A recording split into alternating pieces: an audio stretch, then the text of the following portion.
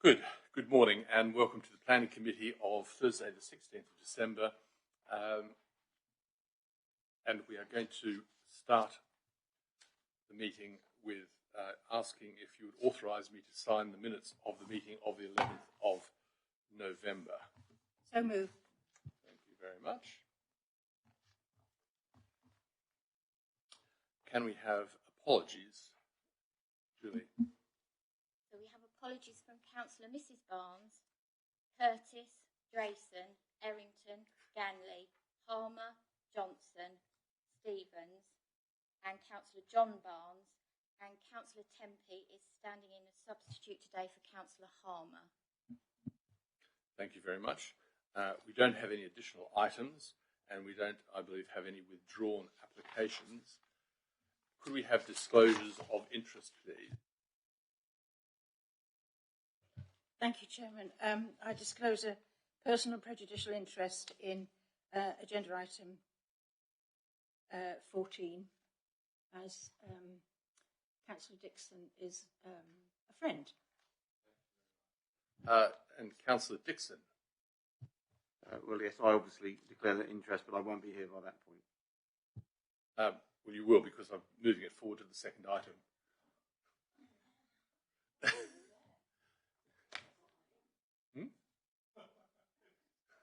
All right. Chair?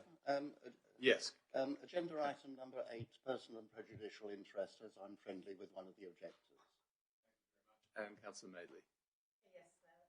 Item 13, I'm on the executive of Bexhill Heritage.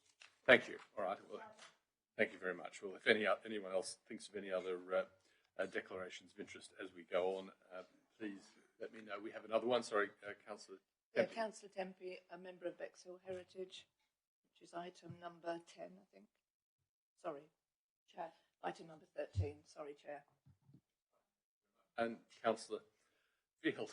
Sorry, yes, this isn't my meeting, so I don't know if I need to declare an interest, but I am the ward member for Councillor Dixon and wondered if I can speak on that basis, because clearly voting isn't an issue with me because I'm not a member of the committee. You can speak, yes. May I speak? Thank you. Yeah. Thank you. Good. Councillor Gray.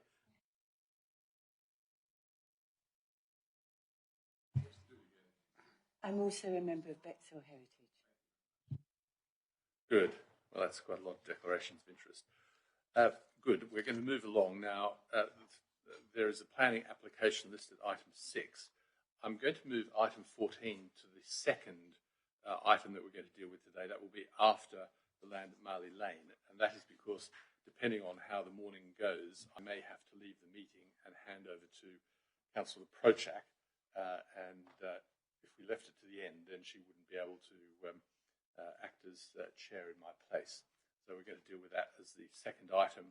The first item we're going to deal with is item 7, which is RR 2021/2447/P, land at Marley Lane, and you did receive some late information on this, which I'm sure you have all received and read.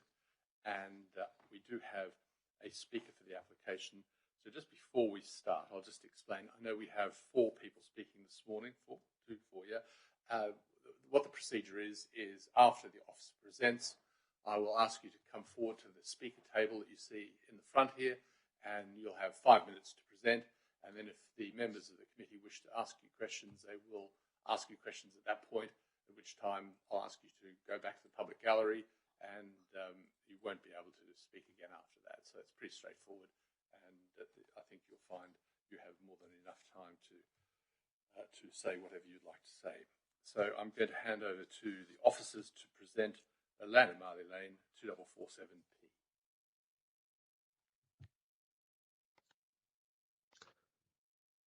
Right, good morning everybody.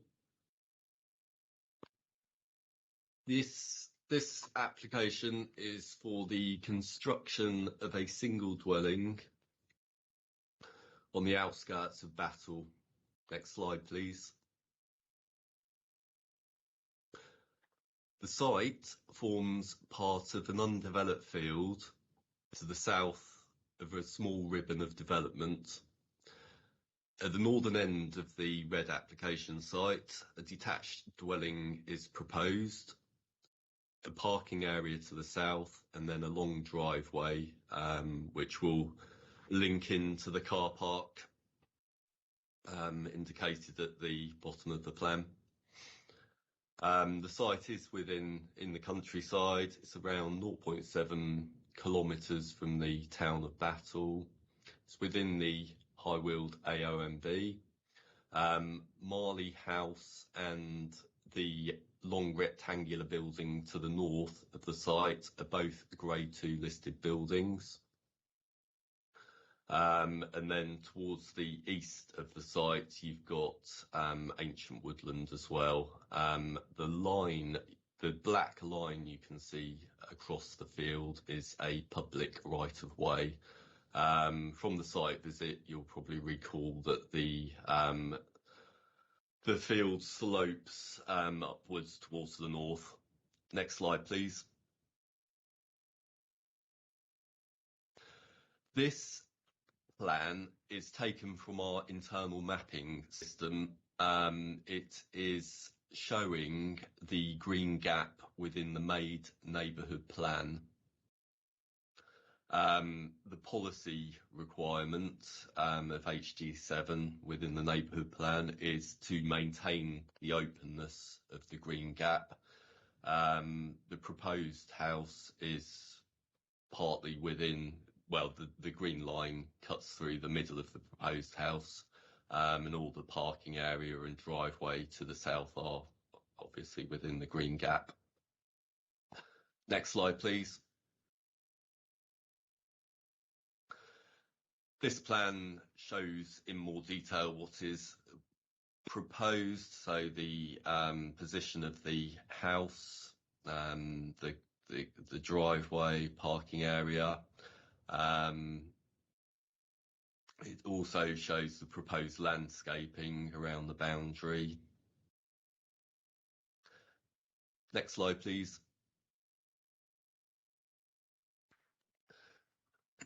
This shows in a larger scale what's proposed, and the garden area to the southeast. Next slide, please. This shows the layout of the dwelling, so 3 bedrooms, one of which would be at ground floor level. It does comply with the space standards policy. Next slide, please. Here we have the elevations. So it's 1.5 story design with accommodation within the roof. You can see on the roof plans, roof lights, solar panels. On the roof, you would have slates. The elevations would be timber clad, and on the lean-to single story addition would be a sedum roof. Next slide, please. This section plan shows the dotted line shows the level of the existing field, or the slope of the existing field, and you can see the amount of earth that would need to be excavated here. I think we've got, yeah, it's like a stepped feature around the outside,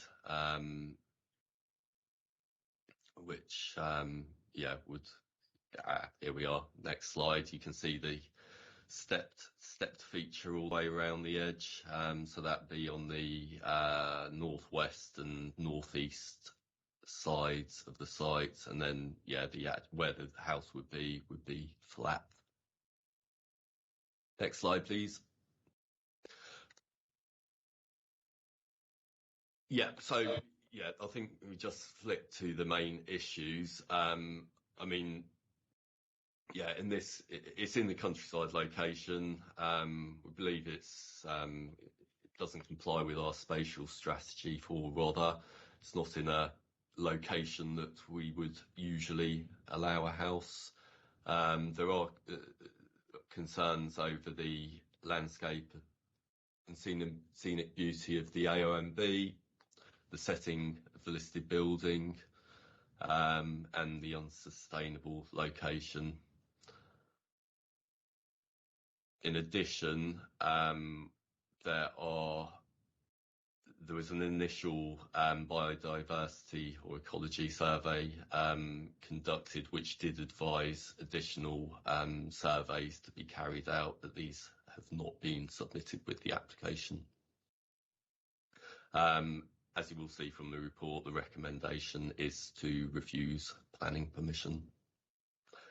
Thank you. Thank you, Matt, and thank you for conducting the first virtual presentation. So I know that creates an additional challenge. So the first thing I'm going to do is ask the agent for the applicant to come forward, Mr. Richard Seymour. Thank you very much.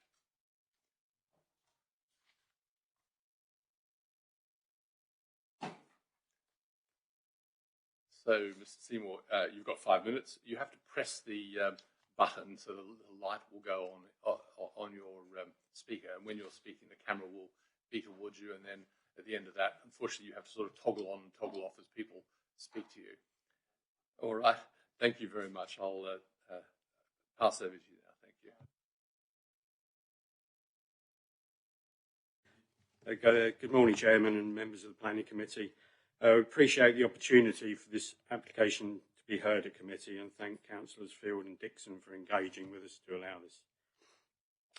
The applicant's family has been associated with this site and the Great Barn for over 35 years, and it's his wish to live in this lovely area again, in a modest, highly sustainable dwelling, completely in keeping with the beautiful area. Initially, we were encouraged by the committee allowing against recommendation for 2019-241 Marbat, a substantial speculative development dwelling reduced in size from a previous refusal, along with a garage and an office gym over, the garage not being a lot smaller than our proposed dwelling. This had a mix of objections and supportive statements, and the recommended reason for refusal was similar to ours. However, the committee gave permission. Our proposal is at the southern end of Marley Lane Ribbon development. The reason why Marbat was called to committee was the proposal was in keeping with the Ribbon development, with need for dwelling numbers to hit the targets, along with a supportive statement from then Councillor Hart of East Rother, who stated the site is not within Battle's development boundary and within an area AONB. However, it has been recognised that the current boundary is not fully up to date, as it does not allow for provision of housing growth required by the district. We also agree with her that small infill development should be allowed in Ribbon developments, which would make up housing shortfall. We note that there still is a current shortfall, even with the promised developments. Our previous application was refused delegated, although it had supportive comments from the Town Council and no objections. Our current application was submitted with a preliminary ecology survey, as would have been accepted by most LPAs, to address ecology matters at this stage, with our take on reasons for refusal. Marbat had no such ecology requirements. We note the LPA have quite unfairly kept this as a reason, unfairly in our view, on the current application, despite the submission of a qualified and comprehensive ecology survey. We have noted an objection from the Battletown Council on our current application, which is essentially the same. The previous application had no objection, subject to PRO being maintained and accessible. We asked for clarification on this change, but no response. Our response seemed to generate other comments, judging by timing and content. Addressing these points, however, the planning officer in his reports, given the relatively modest scale of our proposed development, the proposal would lead to less than substantial harm to the significance of the listed barn and its setting. With levels and screening, the proposal will be barely visible from the barn and will viewed hardly out of context. Marley House, 43 metres away, Grade 2 listed building, is within the setting of the application site.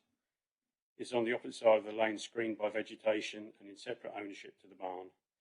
Given the separation, the setting of Marley House is not considered to be adversely affected by the proposed development. The Marley House had a garage and a new access allowed, which obviously was into the strategic gap.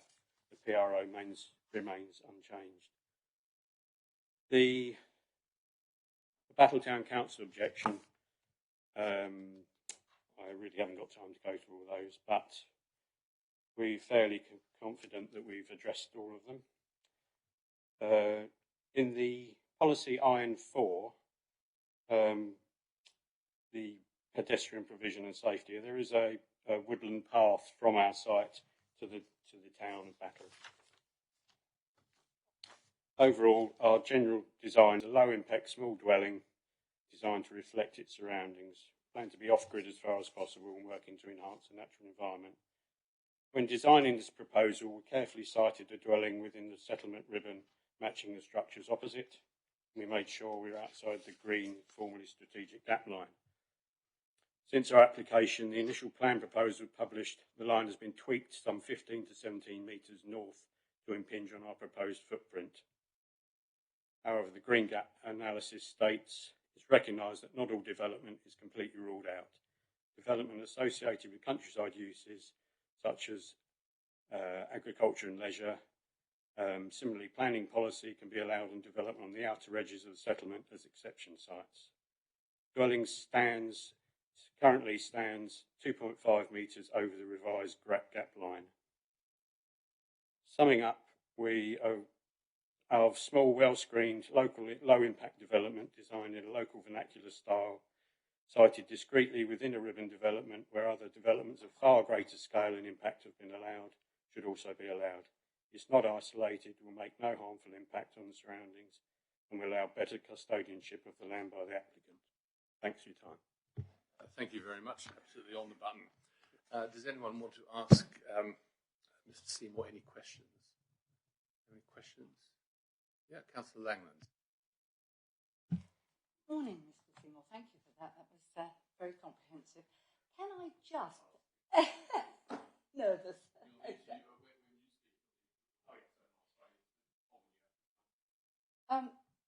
Can I ask just a little bit, I'm not sure if you have the detail on this, but a little bit more detail on how you are addressing the environmental issues with the building. I see that you've got solar panels and it's obviously of a wooden structure. Is there something about insulation or water usage or ground source pumps? Is there anything else you're doing in terms of making it so that it's pretty sustainable and it? Yes, good question. Our main intention is to be as far off grid as possible on this. So we're looking at borehole for water supply. We're looking at electricity sustainable with staff gas altogether. So yes, so with little service coming in as possible, mainly off grid. The applicant owns the woodland to the out of the green line over the river, a fair chunk of it. So we've got a lot of wood to burn if necessary, obviously within restrictions. Yeah, but the general idea is to live on the land and off grid. Thank you. Yes, Councillor Prochak. Thank you, Mr. Seymour, for your presentation. Just a quick one about the Battletown Council. Clearly, and you recognise this, since the previous application, they've now got their neighbourhood plan, which is absolutely amazing and really well done to them, and you recognise that. But the green space between, in your comments, you say that it's only the driveway, but actually there's another comment to say that no, it's further north than you suggest. So I just wanted a bit of clarification what you meant. Certainly, yeah. Yeah, I did congratulate the council on getting that through because it's there's no mean task, and I'm very impressed. When we did the initial application, we were working off the strategic gap plans, and we were some 13 metres to the north of that. Now, sometime since I was discussing with Matthew in quite detail since Monday about this, exchanging plans. What I was doing, I was underlaying the map plans under the site plans. And we did have our differences, but I was working off the wrong map, which I wasn't supplied with until for about 4 o'clock yesterday afternoon. So, yes, I've changed my stance on that now because the house, as it stands at the moment, does encroach 2.5 metres into the green gap, which I adjusted on my speech. This wasn't planned, as I say, but we're slightly confused about how the strategic gap, the line of the strategic gap changed from submission, examination, or from submission and initial submissions anyway.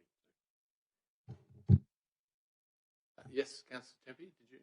No? Does anyone else like to speak or ask questions? Well, thank you very much, Mr. Seymour. Really, really appreciate your comments there. Thank you. No, you got through it in perfect time. So did Councillor Dixon or Field want to speak, each or one? Who would like to speak first? Both, and Kevin can go first.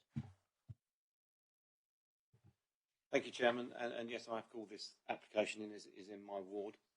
And thank you for hearing this today.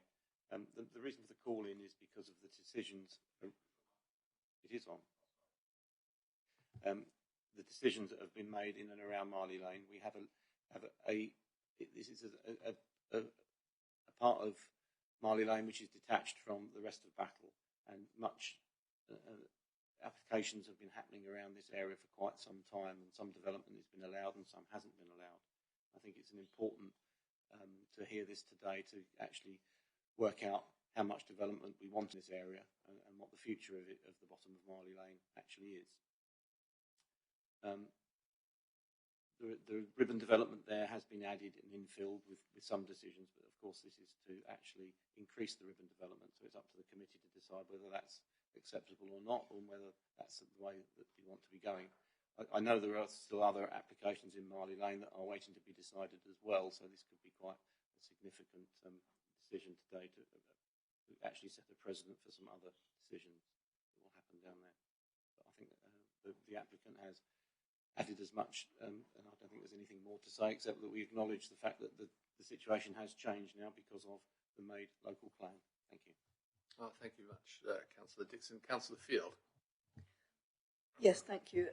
As you well know, I'm not the ward member, and I only asked to speak today because Councillor Dixon and I had been in a meeting with the agent to talk about this, and we agreed that it should be discussed at the committee for all the reasons which Councillor Dixon has outlined. This is a part of Battle where there really is a developing hamlet. There are a lot of houses of varying shapes and styles, and this is only, as we have seen, to 1.5 stories. It's not a large house, but nevertheless it is in a settlement at a distance from the town centre and its facilities. And as Councillor Dixon said, we do need the committee really to get to grips with this and to decide how this development is going to work out down that part of town.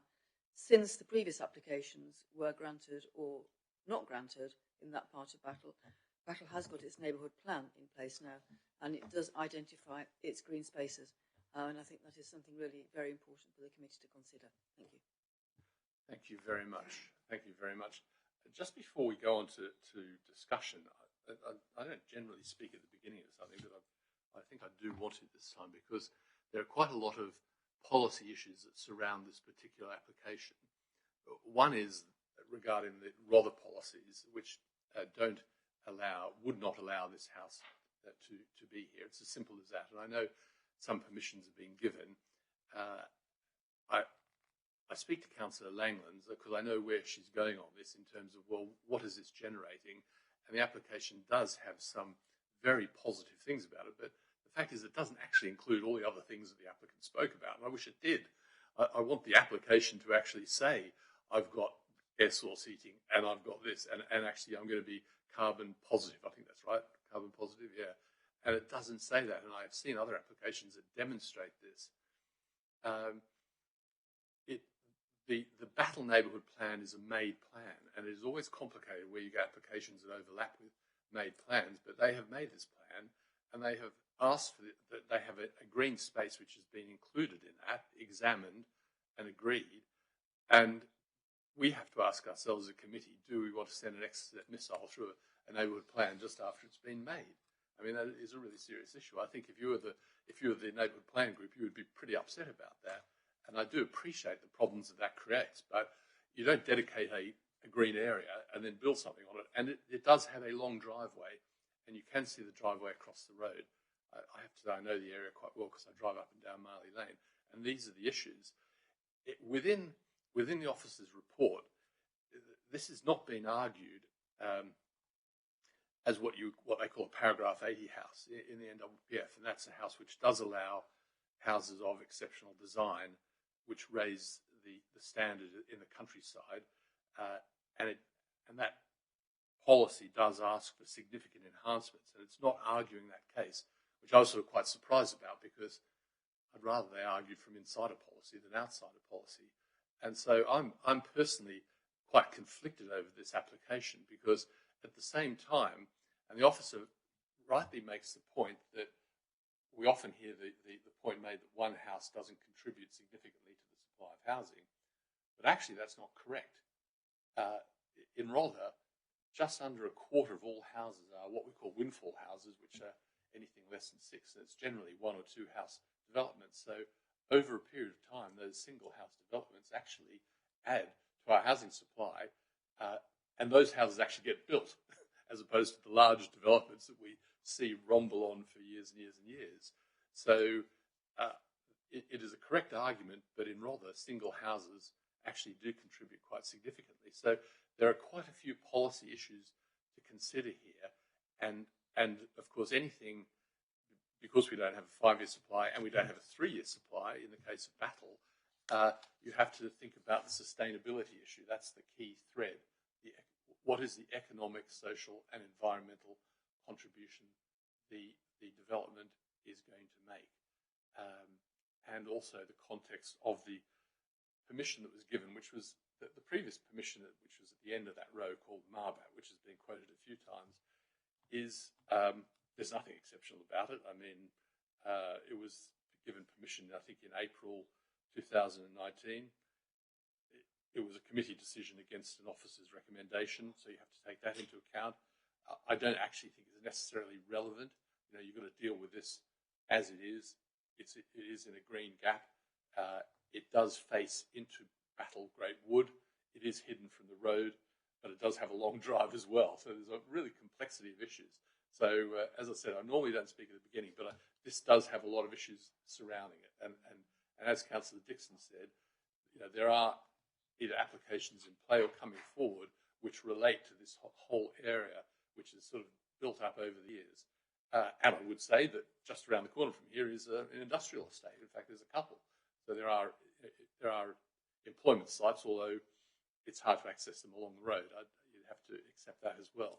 So they're the sort of issues that are here, and I would like us to try and stick to the policy issues in this, to see how we can resolve it or otherwise. So who would like to speak?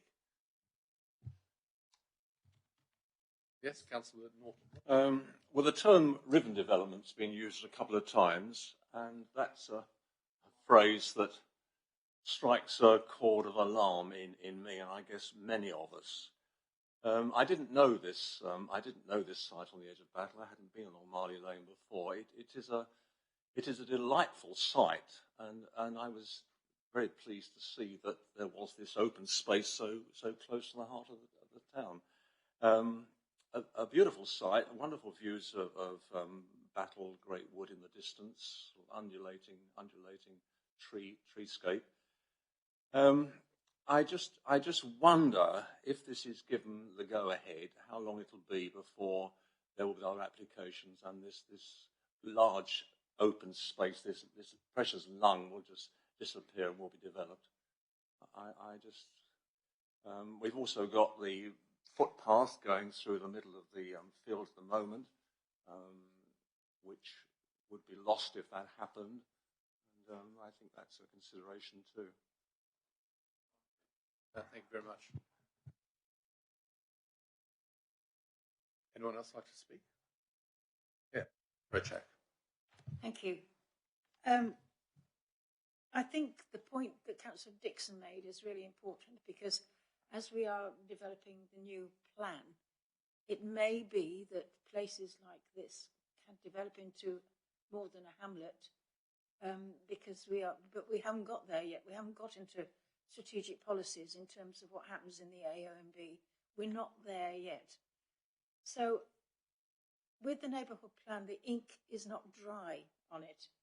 And they were very, very clear about this strategic green space. And knowing how the levels of consultation that a neighbourhood plan goes through, I would like to protect their policies.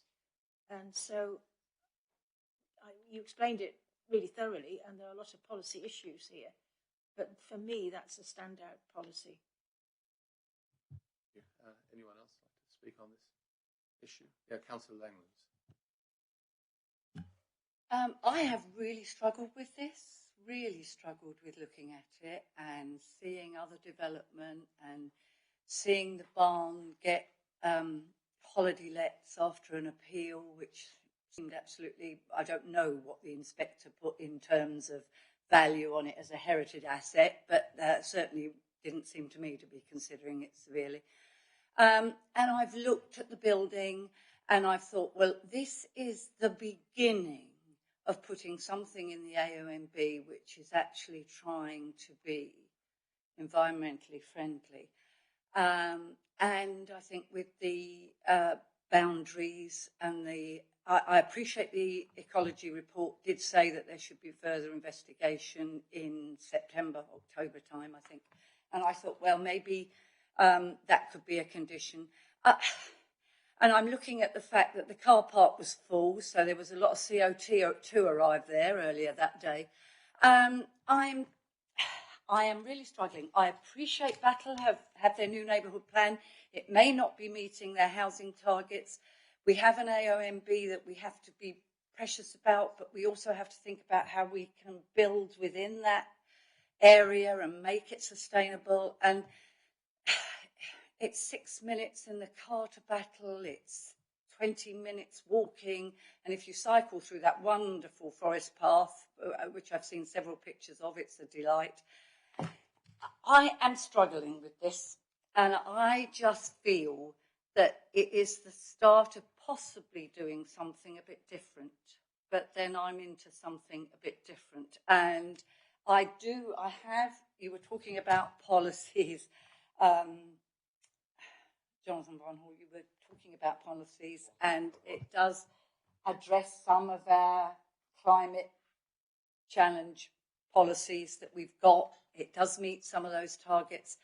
So I just think we need to start stepping outside, not of policies, but stepping outside of how we look at the huge area of AONB and look at how we can make it as pleasant and have people living there in a sustainable way. But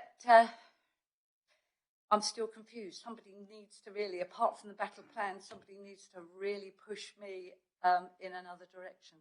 Yeah, Councillor Mayor. Chair, I think this is quite clearly not policy compliant, neither with the battle plan nor with our own or the national planning policy guidelines. It doesn't comply. Now, it may be, and I think back to other applications we've seen, it may be that our policies are unduly restrictive. It might mean that some other policy for this particular hamlet, if I can call that, should be formulated. But that really has to be done through the policy route and not through an individual application before this committee. Thank you very much. I think the applicant can probably hear that there is quite a bit of sort of conflict in the minds of the committee members. I think we're seeing examples of this come forward. As I said, it hasn't been put forward as a paragraph 80 house, and I'm not sure it would succeed as that because of the landscape aspect. It's very hard to enhance a very straightforward field, and it doesn't comply. And you've heard the arguments about the battle plan. And I think the conflict is that we know as a committee, or we feel, I think I can speak for the committee, that policies have to change to allow different forms of development in the OMB, which are far more climate sensitive, but we haven't got there, and that will only come through the new local plan. And the new local plan hopefully will be able to set out how that sort of development is acceptable, so you have proper guidelines. I think that's where I think I'm hearing the committee come out on this, and it may be that depending on, I mean, if this was if the recommendation is supported, that this is an application which might be modified and come back at a future time when those policies are in place, which could properly direct and control how that development occurs, and ensure, for example, it has all those positive climate tick boxes, environmental tick boxes that are very clear as to what it has to have or what it doesn't have to have. So I think that's sort of where we are. Councillor Dixon or Field, did you want to have another say? Do you want to say something further on this? The only thing I'd add, Chairman, is that the battle plan does fulfil the battle housing needs, the numbers. So that was no, thank you for that. Yeah, thank you. And that does help. Although unfortunately, because we don't have a 3-year supply, it's sort of they've been shafted as soon as they made their plan. But hopefully that will resolve itself. So does anyone want to put forward a proposal on this? I have a proposal. Well, if nobody else wants to propose it, I mean, I will do the correct thing, which is to propose firstly to test the officer's recommendation on this, and the officer's recommendation is to refuse. So I'm going to propose that. Do I have a seconder? I have a seconder in Councillor Meir. All those in favour of, so if you're in favour of refusal, please raise your hand. Okay. You've got that. All those against? We have one against, and I don't think we had any abstentions. I fully understand your position on that. I think we are very conflicted. So that application was refused. But all I would say to the applicant or the agent, Mr. Seymour, I know it's going to be very frustrating and it will take time, but hopefully our policies will start to somehow address how this sort of housing might be dealt with in the countryside. But as Councillor Meir said, that's something that has to come through a policy channel, not through an individual decision channel. So thank you. On that note, I'm going to move to item 14, and I apologise to Mr. Hamidi, who's sitting there patiently waiting, but we need to just move this one up the list. And thank you. Yes. Redeclare, and I'll leave the room. All right. And so, Matt Worsley, can I thank you very much for doing the first virtual presentation. I know you need to leave the meeting. Thank you very much. Thank you. Thank you. Bye. Good. All right. We're doing RR 2021 2425P. Okay. And that is the Hurst in Netherfield, and this is an application of Councillor Dixon's. Over to you, Miles. Okay. Thank you very much, Chair. We can just look at the plans. You have the site location plan. This is detached dwelling. And just moving in. That's where you can see the proposed elevations, and it's fairly simple, straightforward application here. Some more. This is how it looks on site.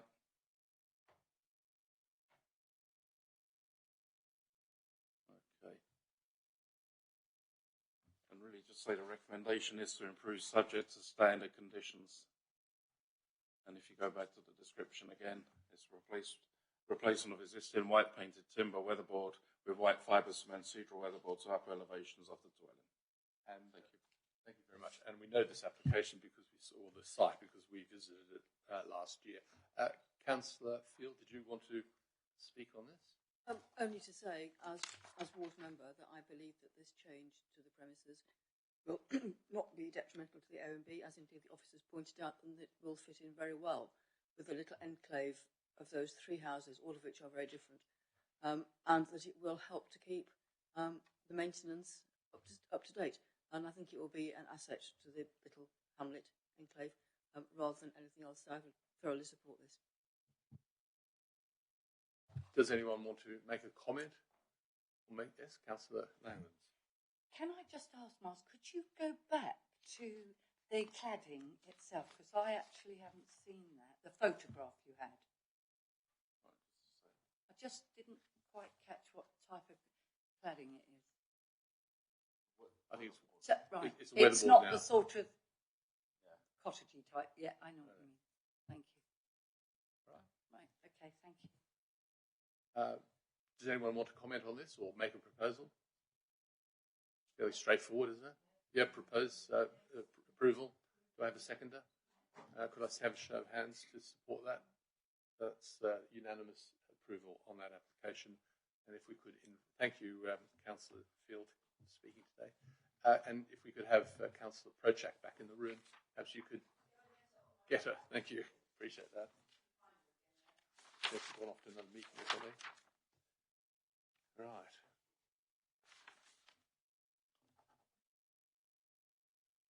Thank you very much. And we now have application RR 2021 492P, which is Gorsecliff, and this was a deferred item. We have visited the property twice now, and the second time. Chair, redeclare. Oh yes, all right. Thank you very much. I shall elect to leave the room now. All right, thank you. Thank you, thank you. Thank you. So, Miles. Thank you very much, Chair. As you say, this is in Gorsecliff, Channelware Fairlight. This is an aerial of the site. And here we have it in more detail in the site location plan.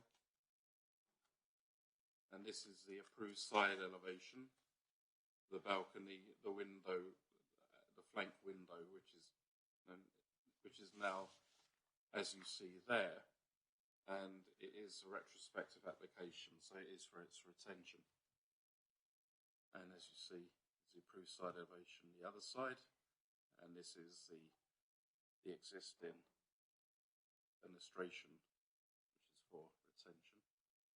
And as we look at the rear elevations, this is the approval, and this is what's there as existing. So as we look through, there's a side elevation. You can see on both of those, you can see the windows. The view from the window, and from the other side, the flank second floor window, and this is the view from that side as well. And there's a view overlooking. And this is essentially, I think it's important to say, this is only the variation that we have before us now. What you see before was the approved plan, it's a variations to that. So it's the 2 glazed panels on either side, and it's air retention. It's clear glass, not obscured glass, which was the condition which they're seeking to remove. Now, there was an objection due to loss of privacy from the parish council to neighbouring properties. The structures are odds with surrounding buildings. The building is negatively impacted on the landscape. There are also 13 representations in objection to the proposal, again for loss of privacy to neighbouring properties, structure at odds with surrounding buildings, and negative impact on the landscape. Now, I stress it is about these windows. It's not about what's gone before. And what I'd say is its visual appearance and its impact on the residential community of the adjoining properties. So, my feeling is that the judgment of officers is that the overlooking, there is some, it's no more than what is currently enjoyed from a balcony. It is some distance away, especially from the adjoining properties on the western side, and therefore it's not unduly harmful to the degree of overlooking, and therefore it wouldn't merit refusal on those grounds. And in terms of its appearance, then it's considered to be acceptable, and therefore the proposal is to retain the existing fenestration. Thank you very much. Thank you. Thank you. Mr. Hamidi, are you going to present to us? Yes? You'd like to come forward? So just to remind you, you've got 5 minutes and you need to press the red button when you're speaking and turn it off when you're not speaking. It's that's just so the camera focuses on you when you're speaking. And if I might say, thank you very much for allowing us to come up into your property and look. I know it's a slight intrusion. We don't like to do that. Very rarely do we do it, but we appreciated it on this case. So thank you very much.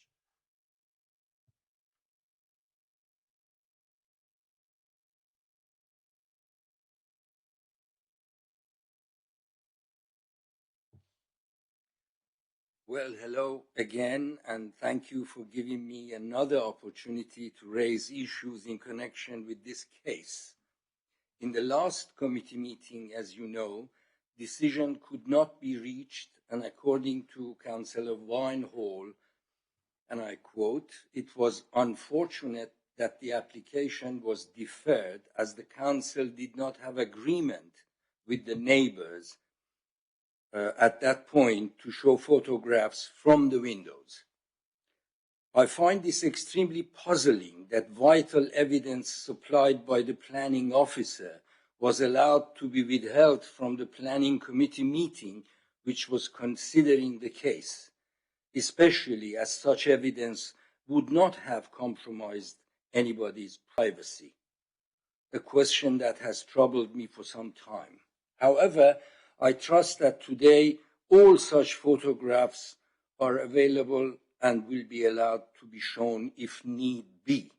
Furthermore, a site visit took place the other day during which the members could see directly the views from the windows in question, which hopefully will facilitate a fair decision.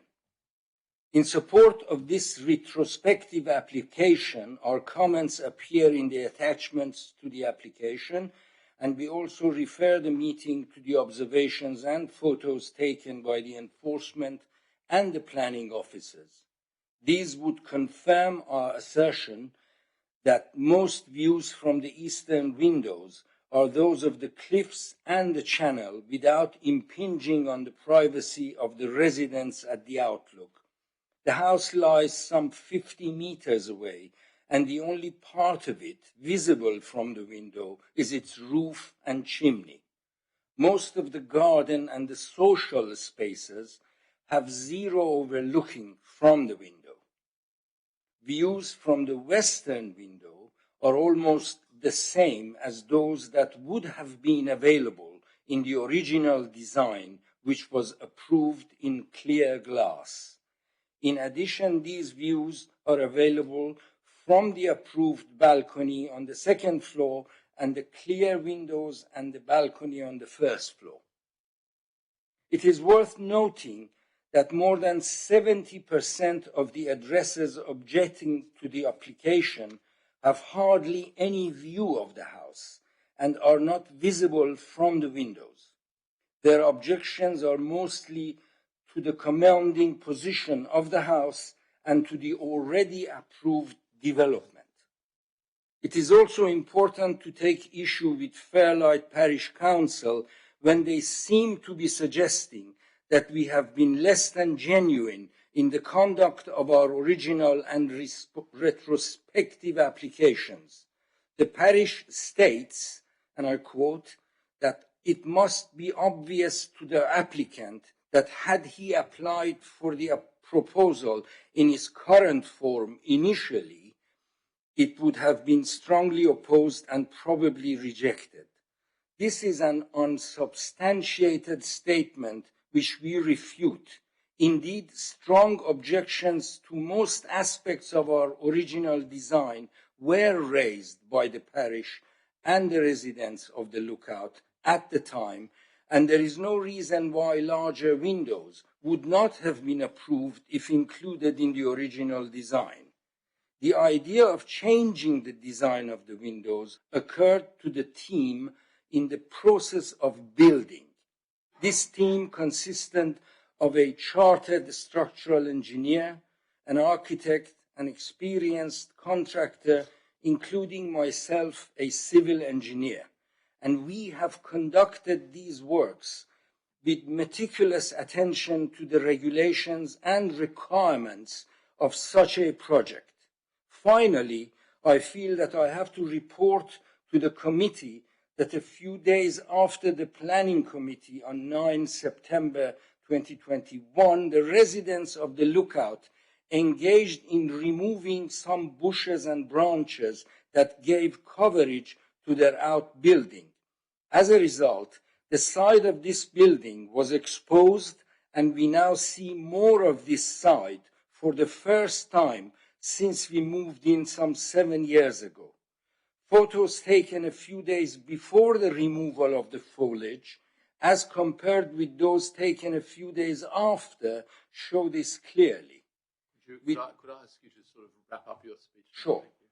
We did send these to Councillor Windhall and for the attention of the Planning Committee, and I have the printout here if members want to examine them to compare.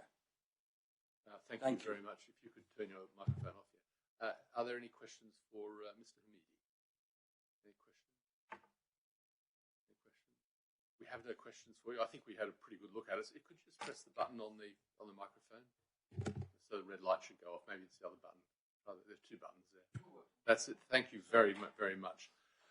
Right. Would anyone like to? Yes, please. Thank you, Chairman. And thank you, Mr. Hamidi, for that presentation. Could I just check, because the balcony, when it was given permission, was it jutting out each side of the gable? Yes. That's the approval. So the dimension.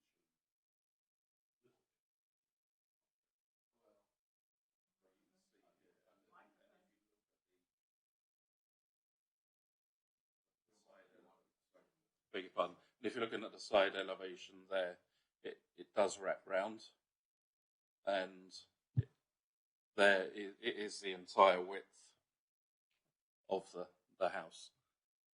And if we look then at the picture, the dimensions do seem to be the same.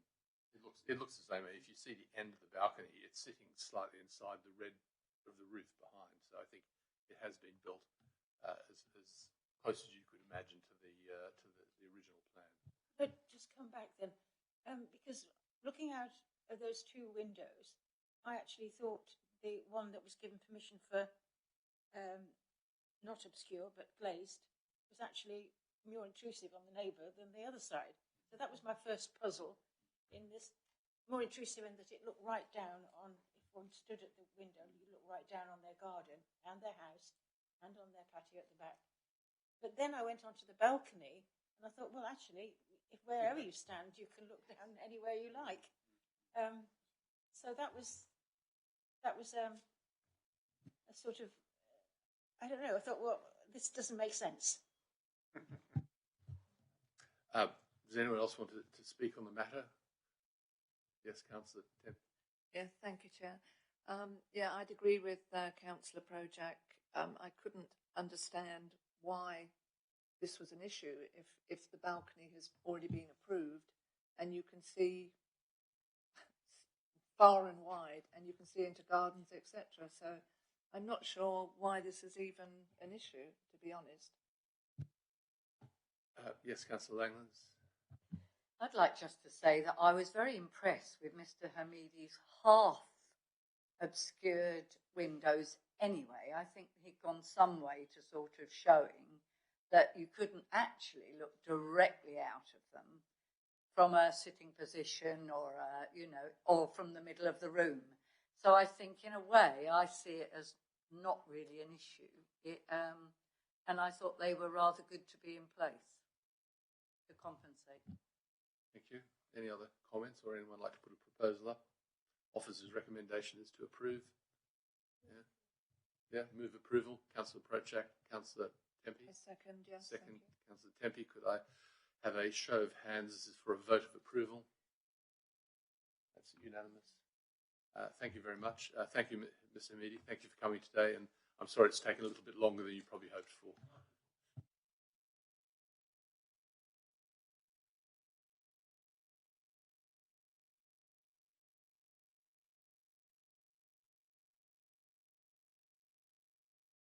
Apologies. 2021 2634P, and this is 7 Warnham Gardens, and this is a member of staff, I believe, which is why it's come up. Oh, sorry, Andrew. It's always important to bring people back in the room. Thank you very much, Chris. If I could pass over to Miles to present this. Thank you very much, Chair. This is an application to render the front and east side of the house to the ground floor level, round to the chimney stack, retain the tow hung first floor level, and render the back of the house to ground and first floor levels. 7 Warnham Gardens, Bexhill. You can see this is the house in question. That's a site location plan. And if I can just show the existing elevations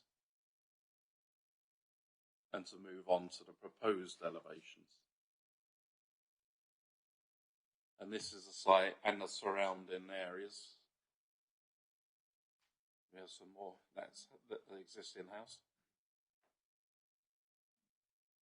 And this is the surrounding area.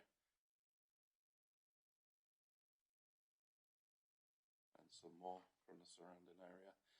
The only issue for consideration in this application is the effect of the proposal on the character and appearance of the locality. No consultation responses were received. There were no comments from the Town Council. It is officers' view that the proposed development would detract from the character and appearance of the street scene in a wider area. Late information from applicant disputing sections of report arguing PP should be granted in contrast to the officer's call. Ultimately, it's a judgment call, and in our view, plan permission should be refused for the reasons I've just set out. Many thanks. Thank you. And Councillor Oliver, I think you'd like to speak on this one. Yes, thank you, Chairman. I would just like to ask Miles, did the case officer actually undertake a visit to this site, or did they use Google Earth? My understanding was a site visit was undertaken. I can't say hand on heart whether that was the case because quite a few were done as a desktop proposal, but the committee did visit the site on Tuesday. Yes, thank you. And I think the applicant is grateful that it wasn't originally on the site visit, but with representation, it was accepted. And I think it was very important to look at the street scene here, because this is an area that has been developed with a similar range of buildings. And as you can see from some of the photographs, several properties have been rendered in part. There are several properties in the whole of this area of Colinton that have actually had the benefit of cladding and changing the appearance of the street scene, which does seem to be sympathetic to what's out there.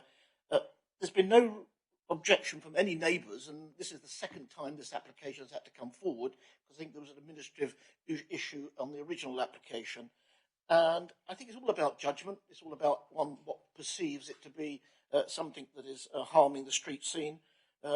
Knowing this area very well indeed, and knowing the other properties that have been tended to, not only in Warnham Close, but in Hawkhurst, in various Shipley Close, I don't believe this is unreasonable. And it's a call on judgment, and I think we can all see things differently. Some people might not like my jacket, but it does the job, and I like it. You know, I think this whole thing about what judgment is something that we would need to assess. And I am pleased that you did go and see the site, and the applicant, Mr. Cooper, is delighted that you had a chance to see it. And the comments that he made in his additional comments on the 12th of December, I think covers off his views very much, and this wasn't available at the outset. Thank you, Chairman, for allowing me to speak. Thank you very much, Councillor Oliver, and I have been meaning to speak to you about your jacket. It's a very handsome jacket. Good. Would anyone like to speak to this application? Councillor Madeley. Yes, thank you, Chairman. I do have a historic problem with cladding. Okay, there are a number of properties where it has been used since the development. That doesn't make it right.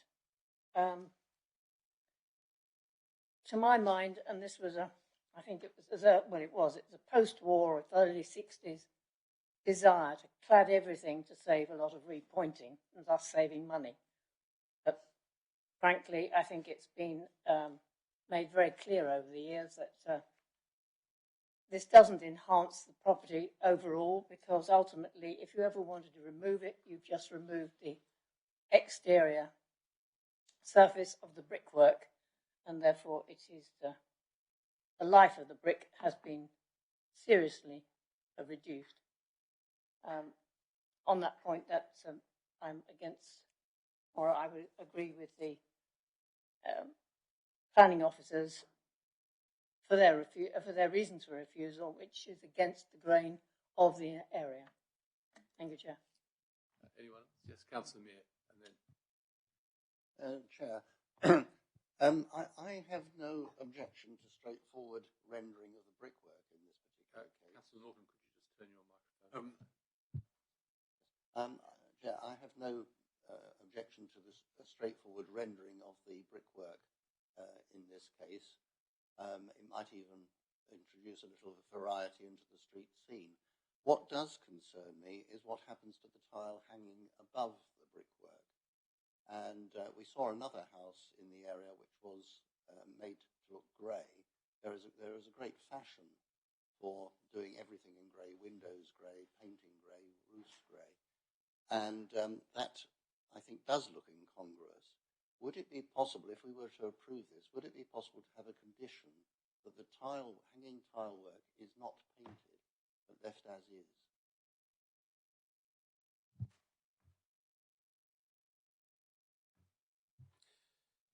Well, it does say retaining the tile hung first floor level. So, can you specify that it's not decorated? Does it remain as decorated tile?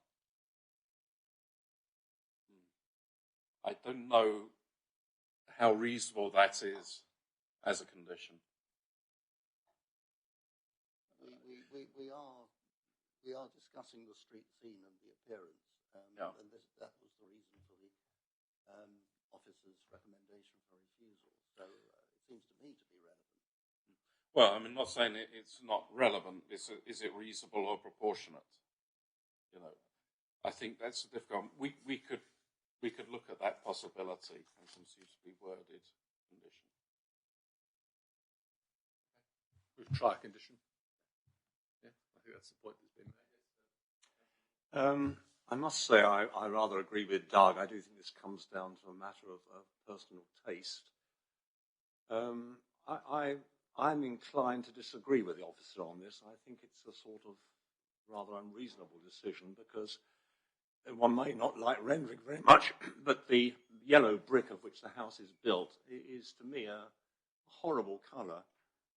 I think that is a real eyesore, that yellow brick, and I would be very happy for it to be covered with anything, frankly. Councillor Projak. Thank you. It's interesting on the visit, because having had this application as the bus went back, I just looked everywhere to notice rendering. And clearly, people do it, don't do it, and it's a hodgepodge of rendering or not rendering. One thing about this street, though, nobody has rendered anything, so there is a sort of uniformity there that would break that up. This would certainly stand out, wouldn't it, as different. But it already does stand out, because there's this rather nice modern front door. And we don't have those kind of policies. This is not, Bexhill's not Bath. So we don't have that. So I would have said, if that's what the applicant wants to do, then I don't think the sky is going to fall in. Any other comments? Yes, Councillor. Yeah, thank you, Chair.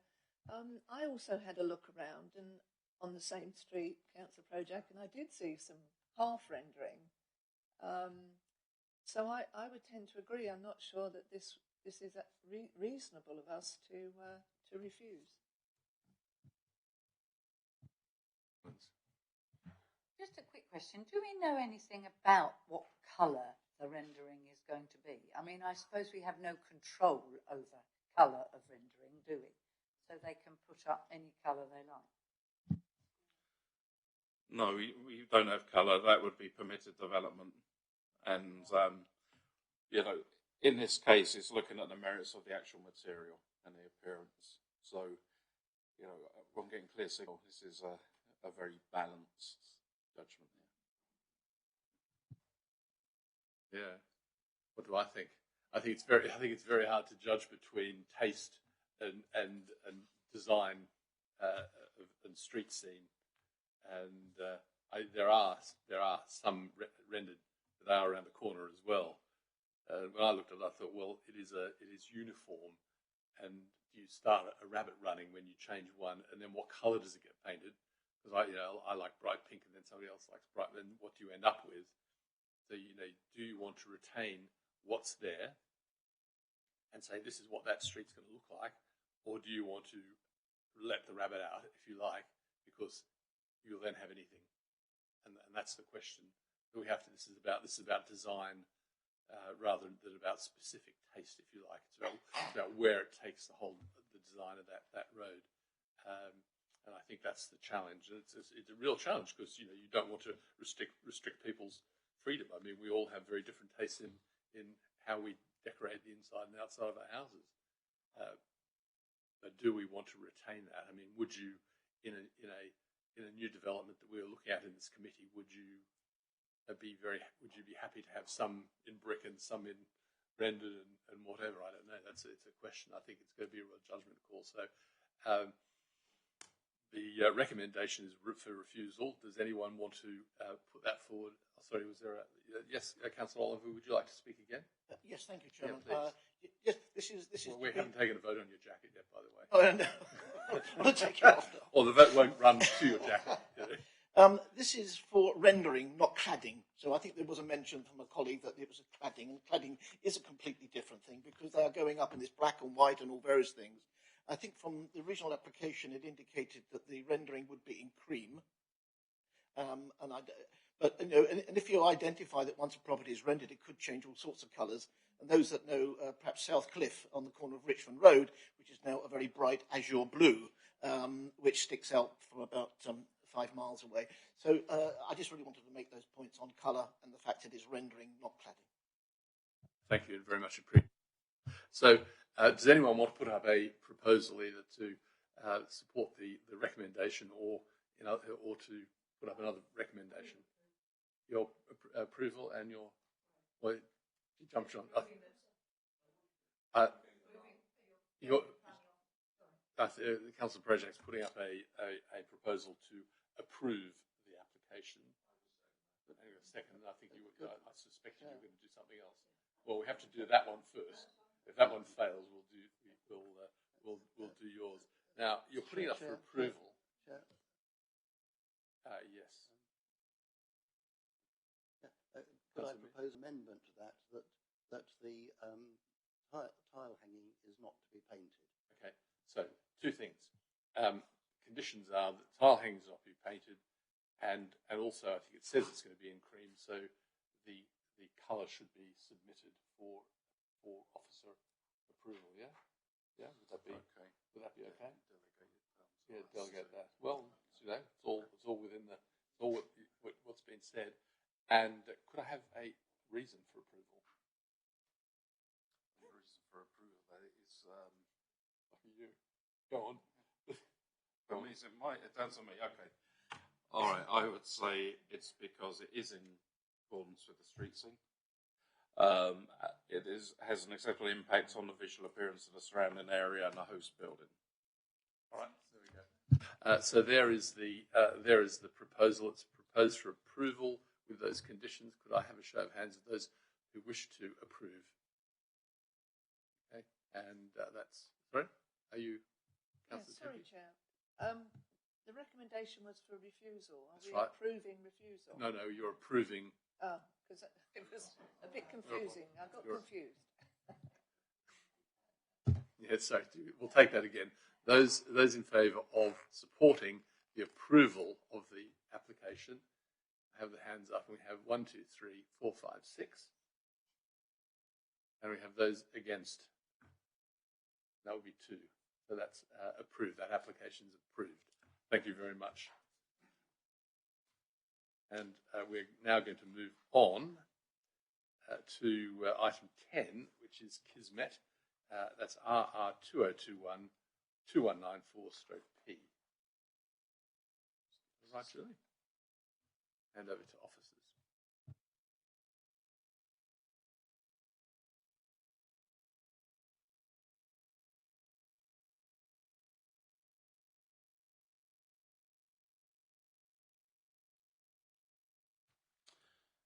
Okay, thank you very much, Chair.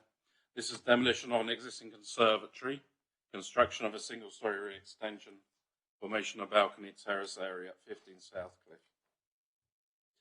This is a site location plan, and you can see it in a row of houses on the south side of Southcliffe. These are the elevations, existing elevations and plans. And you can see the proposed plans you can see towards the rear, the extensions. And these are the proposed elevation. Look at that compared with that, gives you some idea of the extent of the extensions. Here's the existing house and photographs of the house and looking over towards a cliff and from the side. And just a simple recommendation to grant plan permission subject to standard conditions. Thank you very much. Any commentary on this? Anyone like to make a comment? No comments? Anyone like to move the recommendation? Yeah, Councillor Langlands is moving the recommendation for approval. Anyone seconding that? We have a second from either Councillor Tempe or Prochak. So if I could take a show of hands, that's for approval. Councillor Tempe, are you joining us on that? That's unanimous on that. Thank you very much. Now,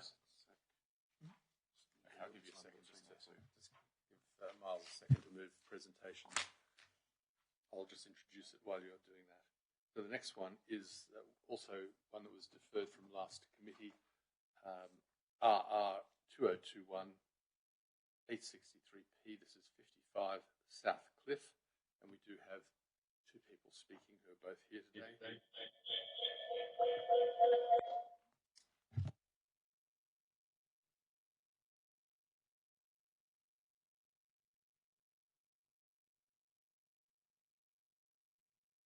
Thank you very much again, Chair.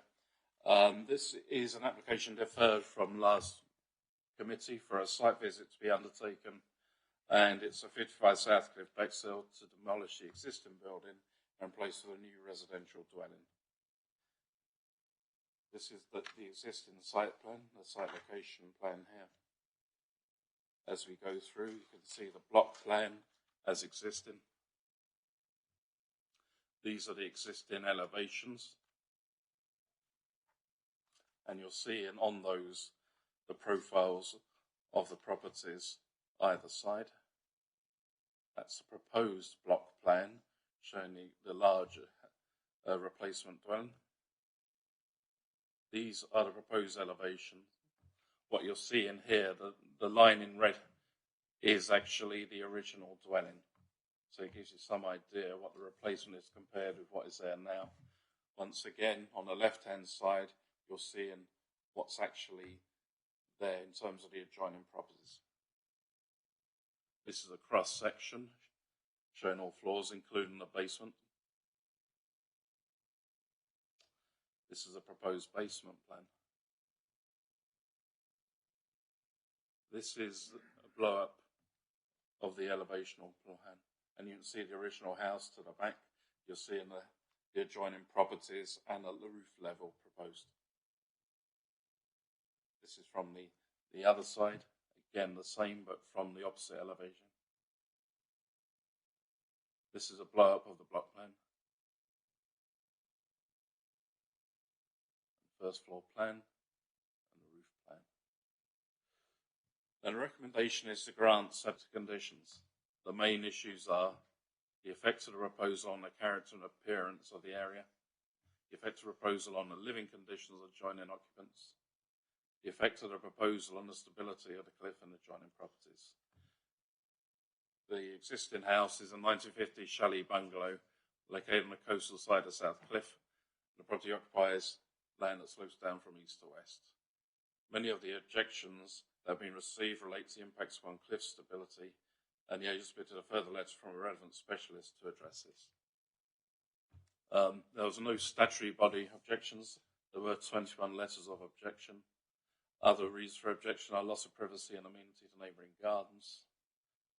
The house will dominate the views, so development of the size of the plot, and it doesn't respect the local character of the area. It's saying that there's excessive amounts of cliff to be excavated as a result of this development, and the inclusive swimming pools, which shows history has shown has proved to be dangerous. The swimming pool should be removed. Impacts on climate change, mostly the materials used. Impacts on the quality of life of the neighbours in terms of the works, the construction works. And 2 letters of support that improves a tired, outdated design, could encourage investment in the area. No 2 properties on the street are the same, and therefore no particular design theme. A good example of modern design on the street, and we're seeing some exciting modern designs in the area of beachfront roads. And it's great to have nice new properties in South Cliff, existing bungalows and houses beside those who are in bad state of repair. From the beach side, they've got tied and run down. New builds can only improve the area visually and financially. So in summation, its character and appearance is very modern contemporary design, modern style and finishes, but bulk and masses are considered to be acceptable and in keeping with other modern properties approved in the area, particularly next door at number 57. There's comparable approvals of neighbouring property, 57 South Cliff. There's demolition, South Cliff, I beg your pardon. Demolition of existing dwelling, resizing the building, and the footprint excavation to construct a 4-storey dwelling, which was approved conditionally. And a recent approval at Planning Committee for number 59 South Cliff, again a comparable scheme. In terms of the impact on conditions and privacy of occupiers of the adjoining properties, it is considered a neighbour amenity not accepted or materially harmfully impacted upon. The neighbour states a 2 metre plus raised level for the patio area, but this is around 220 millimetres according to the agent.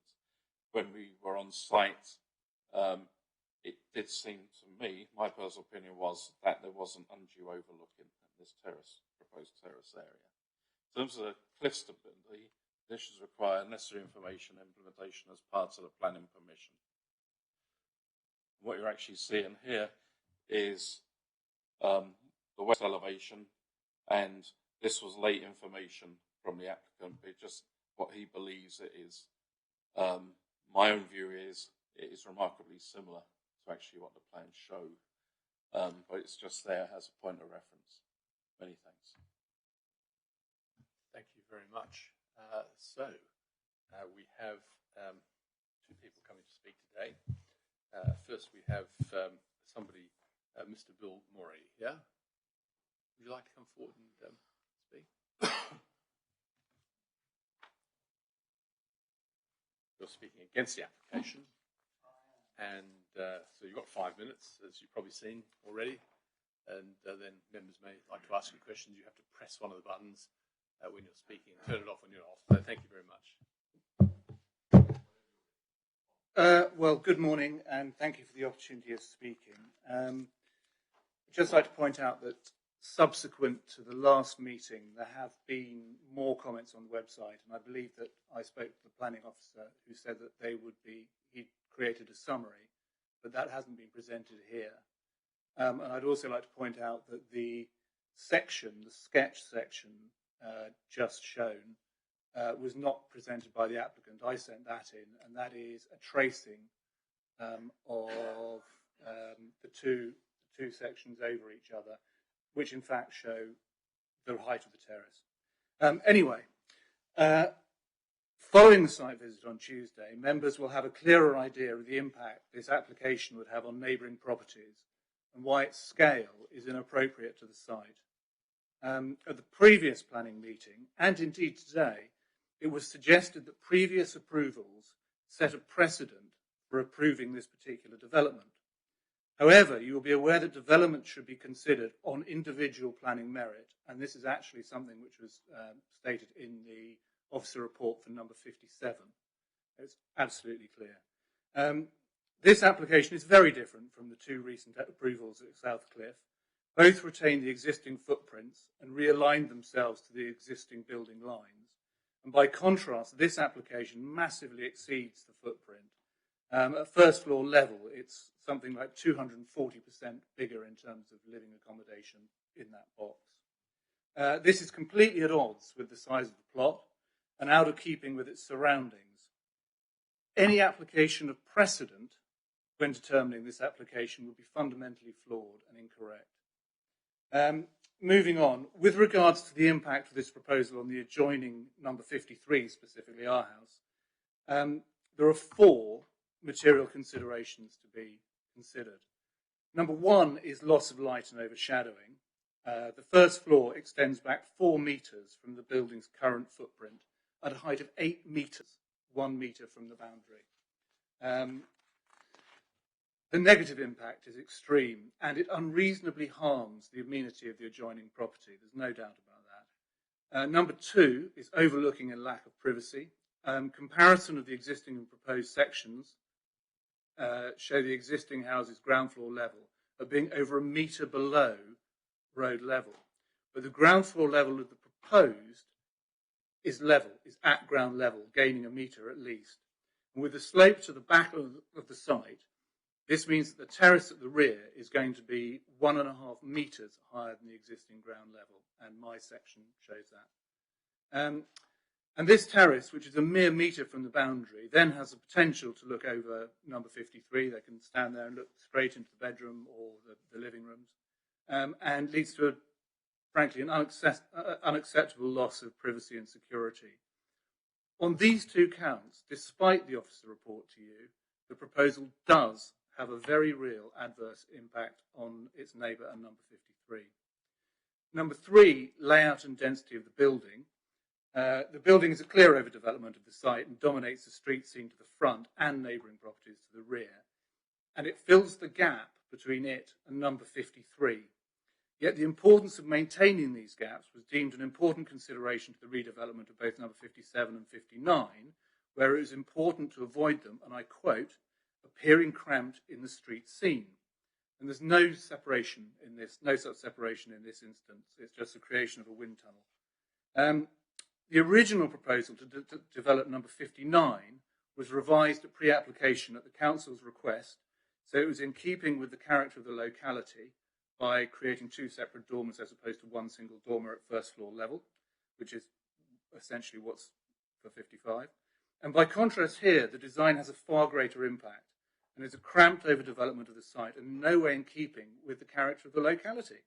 To improve the proposal will be inconsistent with the council's policy requirements. Number 4, design, appearance and materials. On policy, OSS 4, 3 and EN3 seek to ensure that new development is of a high design quality that respects, contributes positively towards and does not detract from the character and appearance of the locality. We fundamentally disagree with the officer's conclusion that the proposal, and I quote, would not be overly harmful to the amenity of neighbouring properties. This is simply not correct, and the impact is significant and unacceptable. There are no positive gains here in terms of sustainability, which is a rather core policy, or a policy goal. It's only a failure to accord any presumption in favour of sustainable development. Could I ask you to wrap up now, please? I would ask you to please refuse this particular application and to invite the applicant to come back with a more balanced and sympathetic scheme. Thank you very much. Thank you very much, too. And just to give you comfort, all those other comments have been circulated to the committee. Right? They just sort of don't, because of the short-term notice, they don't get up there. So they have all been circulated and I'm sure read as well. Is there anyone who would like to ask Mr. Morris some questions? Have any questions? No questions? Probably asked most of them last time. Thank you very much. Very much appreciate that. We have a speaker for the application, Keir Burley. I'd ask you to come forward. You've probably got the gist of what to do by now. So whenever you're ready, and just remember to press. Good morning, everyone. Thank you very much. I'm the owner of the property and bought the property last year. Really, I think when we look to think about the construction, it was always, as this is going to become our family home, then it was very much focused on thinking about the impact on the other neighbours, and also about thinking about the sustainability of the house going forward. So I think you've seen all the reports, so I'll just summarise the key points in my part. I think the first is that really the house on the proposals on the height is that it's lower than the existing house that's currently there.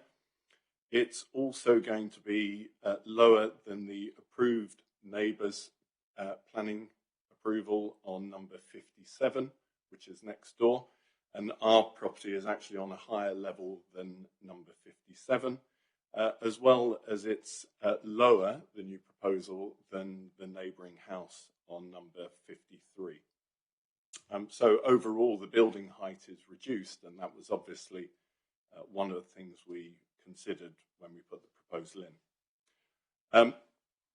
Looking at once purchased, then of course we looked at whether the existing house would be able to be redeveloped, and the existing building is frankly derelict, as I think you would have seen from the visits, and of extremely low construction quality. And so it's not possible to bring the building up to the standards of sustainability and environmentally acceptable without effectively rebuilding it. Hence, that's why we have solar panels, triple glazing, and borehole heat pumps. And this is very, very standard from Scandinavia, where my wife's from, where these have been put in place for 30 or 40 years. So we wanted to apply the same thing for the house to ensure that it's future-proofed with low run energy costs. Number 57, the neighbouring property, has been improved, as we know, for the 4-storey dwelling that's just been raised.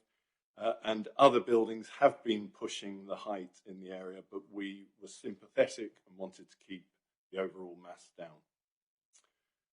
One of the points we did understand was, of course, about privacy on the neighbours, and so the balconies at the first floor level have been designed to be in recess, and they're back from the ground floor plan line, and this increases privacy and also gives solar shading to the south elevation. The queries that were raised during the course of the application regarding ground stability, well, we appointed a specialist geotechnical engineer to assess the site and submit a report, and this has been similar to being required at other recently approved schemes. And as an owner, of course, we'd want to ensure that we mitigate against those potential risks. The engineer confirmed that the basement level would help serve to strengthen the ground and would result in a net unloading of weight on the property. And that's including the construction of, say, concrete and others going into the basement. Now, I've been coming to the area for 40 years, as my parents have an apartment on West Parade. And so whilst the residential area is of mixed design, then one of the things that I've always liked is the influence of the Art Deco designs in some of the areas. So the design actually has an influence or a nod in reference to number 58 along the road or across, which is a white flat-roofed Grade 2 listed 30s property, as well, of course, as the pavilion. And that's the sort of subtle influences we wanted to have. So if you're coming from the beach side, there is some form of, influence that you can see within that design, that it looks of that similarity. At that, I'll wrap it up and keep it shorter than the normal time allotted. Thank you very much. I'm sure there are a few questions for you as well, so thank you. Questions? Yes, Councillor Gray, you just have to toggle your microphone on and off, unfortunately, because the camera follows the microphone. Thank you very much for your presentation. Could I just clarify, I am very worried about the swimming pool and all that concrete going into the cliff. Did you say that your expert view was that it would actually stabilise the cliff by having all that concrete? Yes, so the pool is built inside, it's not outside, and with the weight of earth removed for the basement and with the concrete added in, the net effect is an unloading. So with all of the construction, it's actually a reduction in the weight. Councillor Mear. Yes, just a point of clarification, really, that there is a proposed condition number 7 that no development shall take place until a land stability report has been submitted to and approved in writing by the local planning authority, and the report should include, amongst other requirements, analysis of trial pits, etc., mitigation measures. So there is a proposed, beyond the report that you already have, there is a proposed requirement for further investigations of cliff stability. Yeah, and agreed in the resubmitted proposal within the follow-up commitments or agreements, then we're absolutely happy with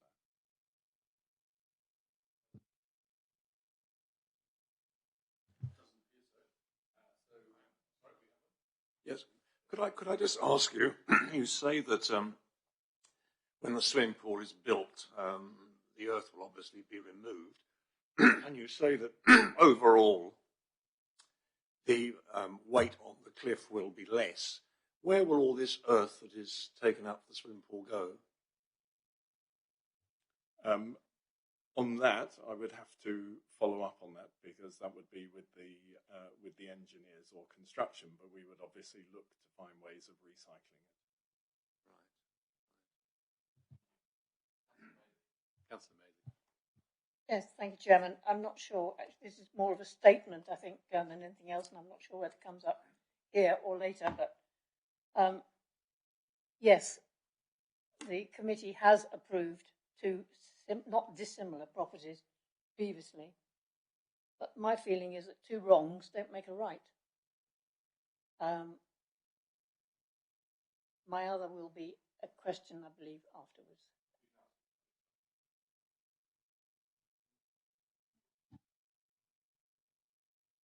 Can I just ask a question regarding your basement?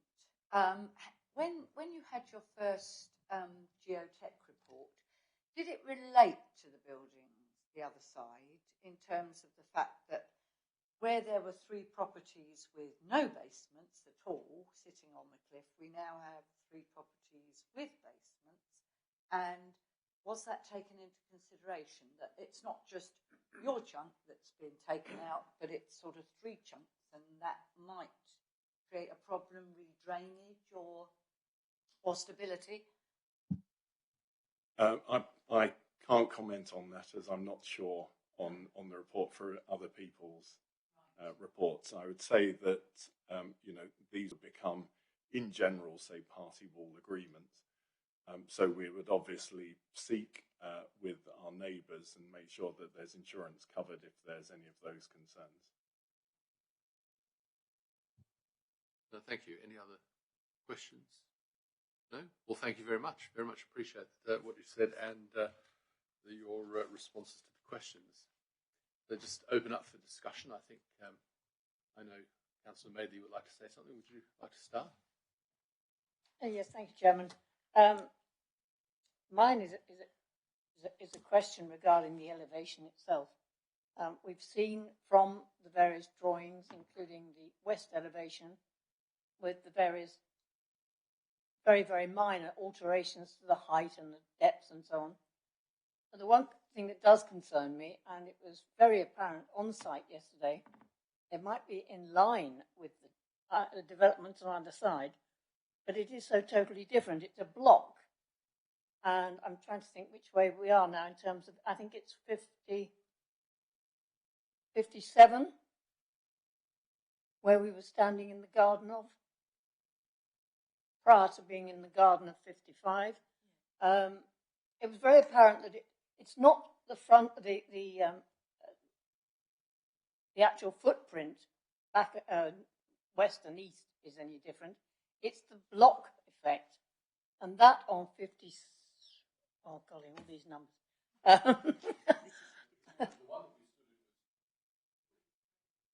53, thank you.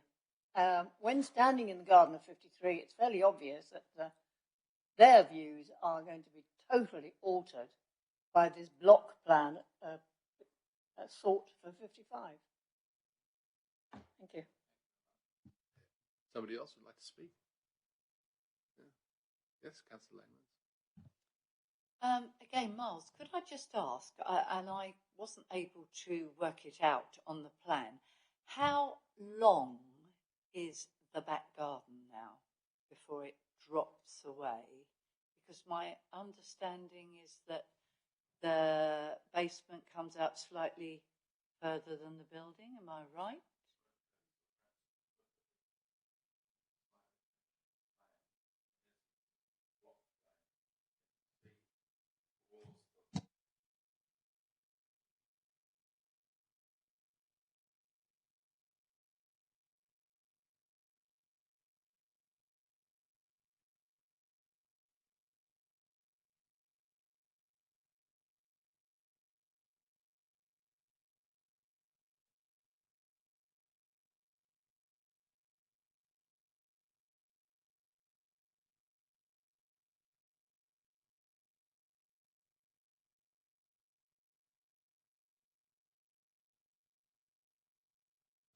Sorry.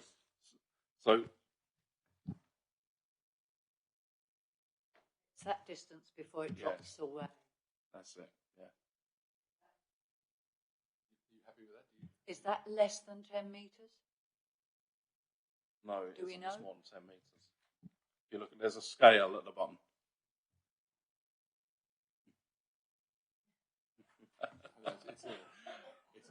Struggling with that, Miles. Let's just see that that's there. That's the proposed plan. That's the proposal. So This is the does that help? existing. Does that help? Is that the existing? That's the existing. That's the existing, right? So that's the existing. And that's proposed. So that terrace, you see the terrace on the end, which is not shaded, that sticks out a bit further than the current alignment. Is the point you're trying to get to? Yeah. So the bit, if you go back to the profile, okay, right, that one there. So I think the terrace on the end protrudes out. Yeah, the point I'm trying to make is that when we were in 53 and in 55, the garden was much, much shorter than I had expected. I have to say, I didn't think it was that short. And my understanding was the basement was coming out further into the garden. So my question is, how much garden is left before it drops away? How much is going to be sort of what I would call a buffer? And I would certainly be worried that the actual dropping away retained its vegetation to retain its stability. Well, I mean, three separate issues there. I think one is the garden that's remained, the amount of private amenity space they're going to have on top of the garden in terms of the terrace and the balconies, which is going to be significant. And then about the stability side, that is covered by the condition requiring further details to be submitted before commencement of any development and for it to be submitted for approval. I think that top right-hand corner gives a good description. So you can see the terrace coming out. You can see the little man standing there, a little person standing there on what is a green area. Then you can see the bank that we could see, and then beyond the bank you get the cliff, with the natural foliage. Is that? I think that's the best sort of diagram to show that. You also see an original house, aren't you? And you can see the original house where it is. So this, if you like, the bottom protrudes out. The most protruding bit is the bottom, isn't it? Where the pool is and so forth, and the terrace above. So Councillor Prochak. Thank you. I mean, certainly, if I was in 53, I would be very worried about this. You've clearly demonstrated that it's lined up with the house on the other side of 53. It's lined up with that, but it's actually forward of 53, and there's a balcony, but as has been explained, that it's recessed, the balcony, so they can't actually stand on the balcony and overlook to the side. And also the difference is that, and it was good to hear the explanation of why that particular design was chosen, to be in keeping with sort of a modernistic design. But I mean, they're very tricky to get right, those designs.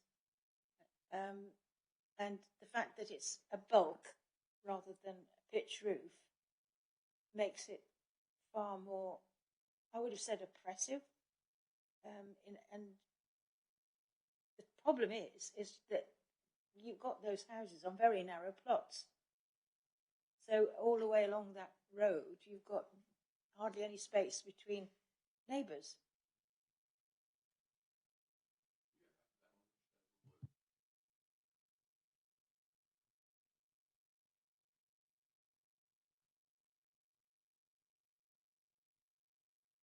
My view is, looking at that plan, is that they're quite wide plots actually, and the original housing, the dormer bungalows, the chalet type bungalow, they kind of fill out this plot anyway. So I'm not sure in terms of width whether it's necessarily an issue here. There is a difference in terms of bulk, but I think if you're looking at the relatively heights and the gaps there, if you're looking at the adjoining properties, that is significant. And I think if you're looking at potential loss of light overshadowing, it's going to be from the south with sunlight coming over. So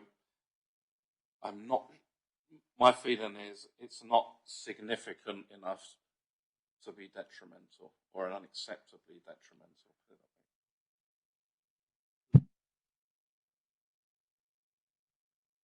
Yeah, it's a tricky one, isn't it, really? It's tricky because there are two approved, and I accept the council made this point that wrongs don't make a right. But at the same time, it's a house that clearly something has to happen with as well, because it's in pretty poor state, and they clearly are suffering, but that doesn't make the particular design right. It does take up the border. It comes quite close to the borders, but then when you look at that, you look further along, and they're actually right up against the borders as well. I mean, number 53 actually has the benefit of a much wider passage than the others, and I think that the one that we're looking at, they've actually built right across, because there was that side passage with a doorway and so forth. So that's a tricky question. I mean, they have put obscured glass in. I like the suggestion that it was a nod to the Art Deco design, but I personally can't get the idea, but I'm not sure that it does have that nod to it. I think it is a modern design, but you find modern designs like this in those locations. I mean, it's sort of a question. I think when we saw the previous application, we said we really need a policy for this area, don't we? Because there are quite a few issues that are going to start to come along, and that's one of the things that we raised about the gorse frontage to remain, which is very important.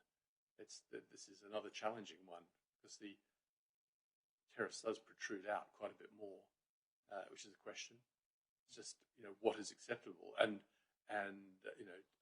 there are a number of other houses down the way, and I always try and put myself forward and think what would then happen in an appeal situation, because you need to think about that as well, and not that you should be completely guided by that, because you never know where that's going to end up, but they're going to be, an inspector's going to be looking at all the houses in the area and saying, well, they're the same. So I don't think it's a question of design. It's potentially a question of mass. I think when you have houses that close to each other, the amenity issue is not one that you can really judge on, because the current house has a little veranda upstairs you can stand on and look into next door right now, and have been able to for many years. And they have tried to put obscurity screens in and bring the verandas in. Does that make it all work? It's a challenge, isn't it? Once again, it is quite a challenge. So Has anyone got any more comments or suggestions? It's been, yes, did you have one, Councillor Langland? I must say I am impressed by the sustainability of the property, and it is nice to see someone going full steam to make it CO2 neutral if possible, so, or positive, or whatever you call it. So I've got to take my hat off to that, and I think that's the way we want all development going, and well done them, really. Councillor Mear, let's have a final comment and see if anyone wants to I'd certainly agree that the sustainable elements are very much to be welcomed, but they can't make a development which is wrong right. We have to look at the neighbours, we have to look at the surrounding area. I was going to raise one little question, which was the terrace or patio, whatever it's called there. That's going to be slightly higher than the existing ground level, isn't it? I think it was only about 200 millimetres, wasn't it? A very small number.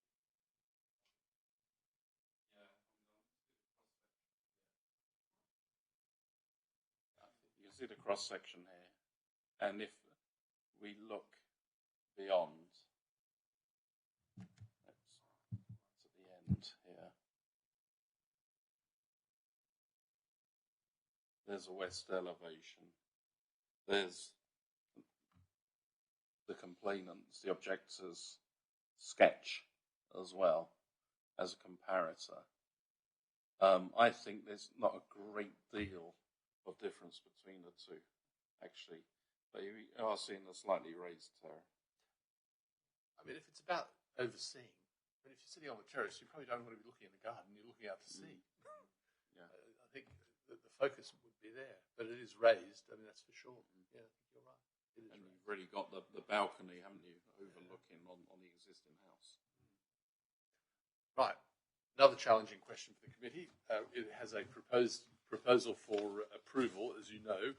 So does anyone want to support the recommended approval? We have a proposer for the recommendation for approval. Do we have anyone who's prepared to second that proposal? Yes, we have a seconder in Councillor Langland. So we have a recommendation to support the recommendation, proposal to support the recommendation. Shall we take a vote on that? All those in favour? Can I just say you that can say, yes. I don't think there's any reason that we would win. If we said refusal, I don't think we could win on appeal. That comment. So we have, is there anything more? No? Okay. So we have a proposal for supporting the officer's recommendation of approval. It does have conditions in there, particularly on the Gorse frontage, which we picked up the first time round, and I would say to the applicant that I should be walking in front of that over the years to make sure that that is, because we don't want to see pampas grass, we want to see the cliff retained in a natural state so that people can see what was there originally. So those in favour of approval, could you please raise your hands? Get that? Those against approval? We have two. And I don't think we have anyone abstaining. So thank you, that's approved. Thank you very much for those who have come to speak today. Thank you. This item is RR 2021 1565P, which was the container at the storage container at the Discovery Centre. Fairly straightforward application, one would hope.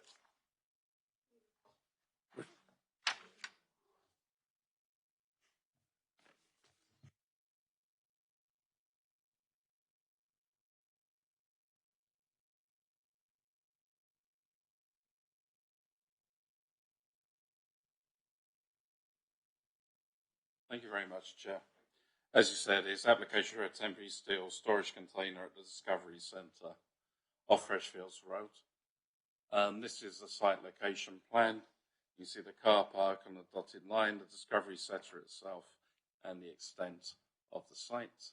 This is the location proposed for the container. And you can see the green hatching around is mature screening. This is a superimposition of where it goes. You can see the screening to the rear. You can see the dimensions there, roughly 12 by 2.5 by 2.5.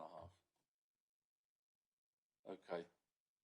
So really, it's going to be dark green, brown in colour. There'll be no responses, either third party or from statutory consultations. There will be a condition, a limiting condition for a period of 5 years, and after that time, require its removal from the site and the restoration of the land, unless there's express permission from us for its retention. Move approval. We have a proposer for approval. Are you seconding or asking to comment? And Councillor Gray, did anyone want to make any comment before that, just so I don't get proposers and seconders with you? I'm just really glad to see the colours in there because it was the one thing I asked when I was on the site visit. So thank you, Mark, for reminding us. Yes, well, the red one in the diagram sort of shakes you off a bit, doesn't it? All right, so we have a proposal for approval. All those in favour? That's unanimous. Thank you very much. And the final application we're going to look at is RO2021 2397L, the shelter number 1, East Parade. Okay, thank you very much, Chair. We did actually drive by this on Tuesday, and you can see where its location is on the seafront. And this is how it looks. Sorry, one minute. There's some redeclarations at this point. Councillor Maisley? Yes, I declare an interest as a member of the executive of Bexhill Heritage. And Councillor Tempe? Yeah, member of Bexhill Heritage, Chair. And Councillor Gray? Member of Bexhill Heritage. Okay, thank you very much. Oh, and another one from Councillor Langland. Less people at this committee and more people declaring interest than ever before. Good, all right, continue. All right, thanks a lot. So here is a site location where it is on the seafront. It's covered in scaffolding now, but this is how it will look fully restored. And I think it looks great. I haven't much more to say, but the recommendation is to approve, subject to standard conditions. Yes? Chairman, I would like to move approval. Can we not put in the minutes our thanks to Bexhill Heritage for doing such a splendid job? I see absolutely no reason why we shouldn't do that. And that was a seconder, was it? Yes. Alan? Yes, all right. Does anyone else want to speak or make a comment? No? All right. The proposal is to approve. Show of hands, please. Thank you very much. That's approved unanimously. Very good. And that takes us close to the end, but not quite there. We have the list of undetermined planning applications. I don't know if anyone wants to make any comments or raise any questions on those. It's a good summary of them. I mean, there's reasons why they aren't. I don't think there's any abnormal reasons here for. Councillor Tempe. Yeah, could I just thank planning for actually putting some of the reasons down for these. It really helps in wondering why they're still being considered. Is there a way of also telling us how long it's been in the system, or would that be just a little bit more extra work? Application number is the best clue, the year. Okay. 2021. Right, so still got some significant issues then. It's just a whole range of things, isn't it? I mean, yeah. And quite often they're tied up with the applicant not coming back to the planning officers on. I mean, the top one, Michael Tyler, is exactly that. We've been waiting for the applicant to come back. And that's one in my ward, and they just aren't coming back. I know the next one down, which is also in my ward. There's been just a long discussion on, because it's a self-build project, and this is the first one, if you like, on an allocated site, which is all self-build, and there's been a lot of discussion as to both the access, which is a shared access, and the affordable housing, which is something very new for the officers, so it's taken a lot more work. I think each one has got a reasonable reason for being there. Having gone through it, I personally couldn't see anything. I don't know if anyone else had any comments or concerns about any individual one. Go on, Councillor Lang. No, I just wanted to say, Chair, it's really, really helpful to read these, and where the applicant themselves are just not getting back to us. I think it's good for us to be able to read that to say well, you're holding us up. I mean, one thing that I've been trying to do is to bring down the numbers of these older applications and to try and manage that process. Looking at applications received before July, when I arrived 2 months ago, it's over 400. There's now under 200.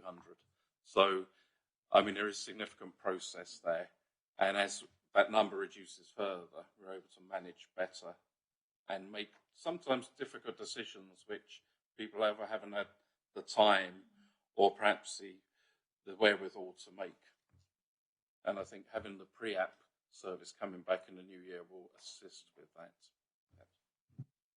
Yeah, I think it's a good point to make. Miles has been working sort of a lot behind the scenes, and we haven't really seen a lot of perhaps what he's been doing, but just clearing out a lot of applications which are sitting there, and officers are waiting, and they're not getting things. So they've got to get to a point of decision, and actually just making a decision and say, well, either come back to us or we'll make a decision. And most of them are falling into the make a decision thing, and that's good to move them along. And because then it's not necessarily the officer's fault, or it could be a statutory consultee. So I think I'd like to say thank you for that, Miles. I think you've been flung straight into it, and you've got the pre-app ready to go. Also got the planning PPA planning performance agreements in place. So for larger applications, applicants can buy into effectively a guaranteed service. They won't call it premium service, it's a guaranteed service or a guaranteed resource. And at the same time, in 2 months we've cleared up about 200 additional applications above the normal running rate. That's pretty good, really. I mean, that's against even higher levels of applications coming in. And I think, Miles, you're going through a similar process with enforcement. So there are a lot of positive wins coming out, and I think we should be very clear and make the point that there's some very good things coming through, and just thank you for the hard work on that. Miles is not very good at singing his own praises. I had to beat him up to make him sing his praises the other day, but it is important, and it's very hard because one thing that has come out is that there wasn't a lot of very good internal reporting of how they were progressing, how many applications were we moving through. The data was there, but not in a form that could easily be interrogated by the development manager whose job it is to monitor those things. So a bit of frustration for Miles, but he's big enough to take that. Tough enough. Thank you very much, Chair. That's all right. Which takes me on to the final, second, or the penultimate item, which is the planning appeals. And I don't know if anyone has any questions or comments. Yes, Councillor Projak. There seem to be a lot of them. I mean, I don't know if the number's going up or not. I don't know comparatively. I mean, 25 we've got. And my first comment is this gives officers more work because they've got to address the appeal. I mean, they're not huge ones, I know, and some of them will be dealt with by written correspondence, but it's still more work, so we need to recognise that. And it was interesting that we had 4 of these new ones, which are non-determination, which is a new thing, but there we are. That's where we are. And it was interesting that there are 3 committee decisions in there, so watch this space.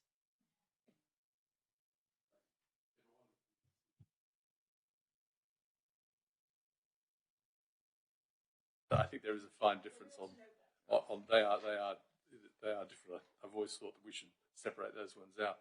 I think the increased appeals, with increased applications come increased appeals.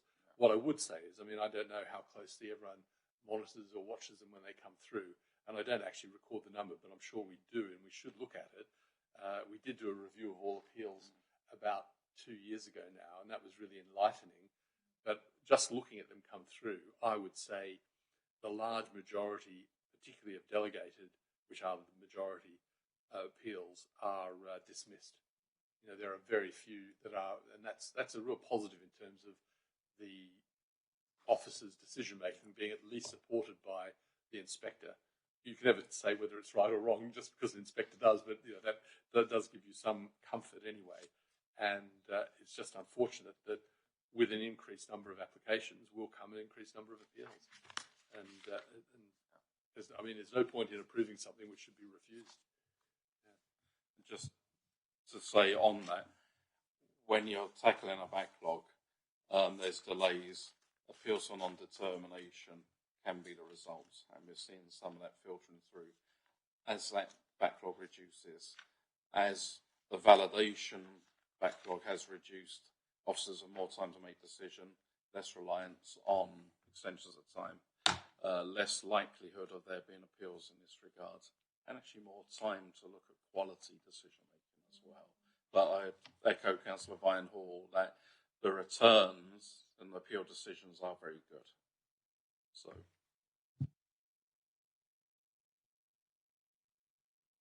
The way we should, in a little time in the future where there's a bit more time, get those facts again, because I think it's useful with applicants to be able to say, you know, fine, go to appeal, but you know, the success rate is X. So you might want to just sort of take more of an objective view on, you know, your refusal. Yes.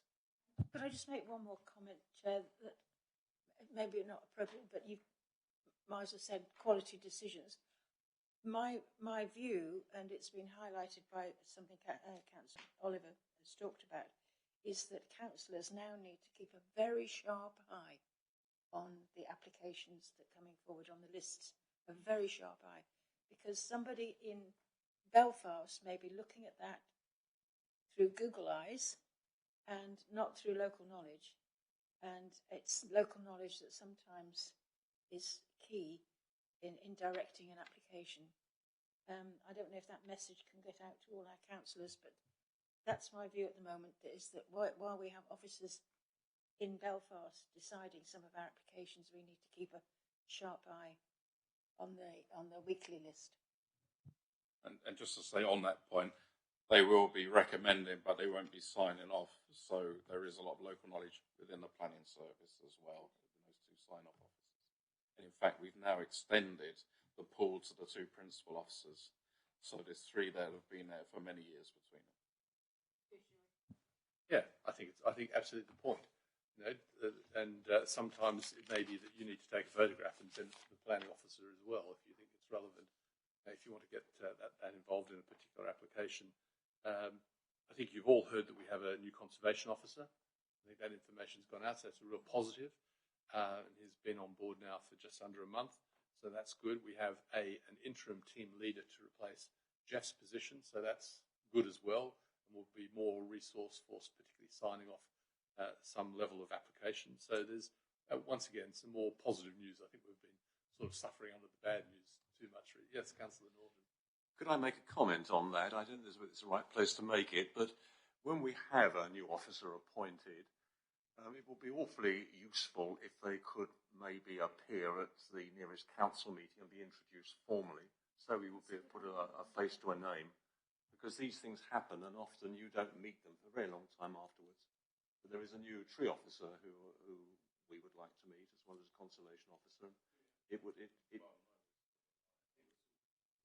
Yes. I just wonder whether that couldn't be incorporated at the beginning or the end of a full council meeting, as a matter of course. I'm sure we can arrange something. I think it's a good idea. Yeah, good idea. Yeah, very good idea. Putting a face to a name always helps. So, some generally positive news, I think, is the point. It's felt like a very quiet committee meeting today, with many members not being able to attend.